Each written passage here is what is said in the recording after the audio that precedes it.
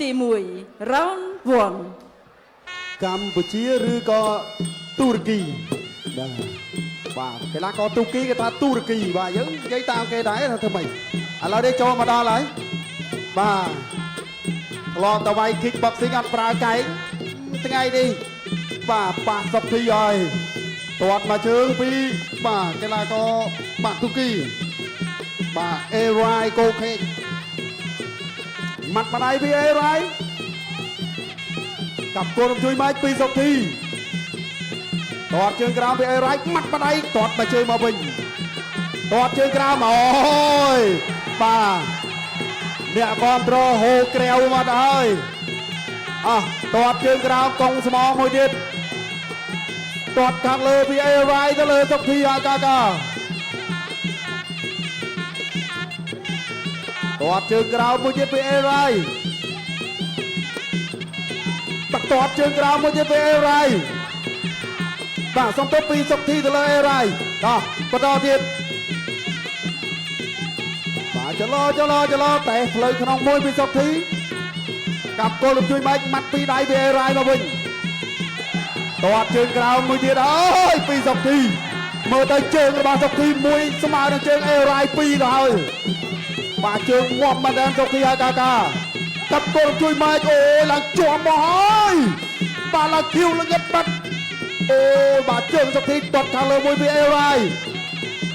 ទាត់ជើងក្រោមពីសុកធីធាក់ចេញពីសុកធីបាទបៃម្ដាយទាត់មកជោគអូយបាទលន់ស្នូពីរួចជាងសារកាទៅទៀតបាទពីសុកធីទាត់តែជើងក្រោមខៅម្ដាយសម្ដាយមកវិញដរិចមួយពីអេរ៉ៃទាត់ជើងក្រោមពីសុកធីអាកាកាទាត់មកជើងពីអេរ៉ៃដើរចូលម៉ាត់ម្ដាយទាត់មកជើងទៀតនោះទាត់ជើងក្រោមអូយ 2 សមានតើខូចអាចឆ្វេងទៅបាញ់អូយជាប់ឡើងខ្ទេចទៅហើយបាទភ្លឺ 7 8អូយបាទទាត់ឡើងខ្លាំង 10 បាទភ្លឺតែម្ដងសងសំឡេងផ្ទះដៃមួយទៀតមកជើងក្រោមបាទទាត់ជើងក្រោមពីអេរ៉ៃទាត់មកជើងពីសុកធី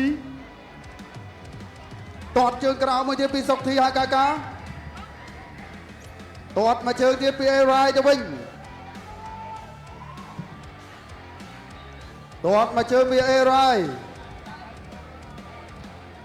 ខៅម្ដាយទាត់មកជើងទៀតអូយបាទជើងមកជើងសុកធីមើលទៅសុកធីមុំណាស់មកពេលដែលឈរចិត្តអេរ៉ៃនេះបាទមើលទៅជើងសុកធីមួយស្មើនឹងជើងអេរ៉ៃពីរទៅហើយអូហូយចាសូមអរគុណបងកុលក្រហមសុកធីឈ្នះកីឡាករមង្គលខៀវដែលមង្គលខៀវបោះបង់កាប់ប្រកួតក្នុងទឹកទី1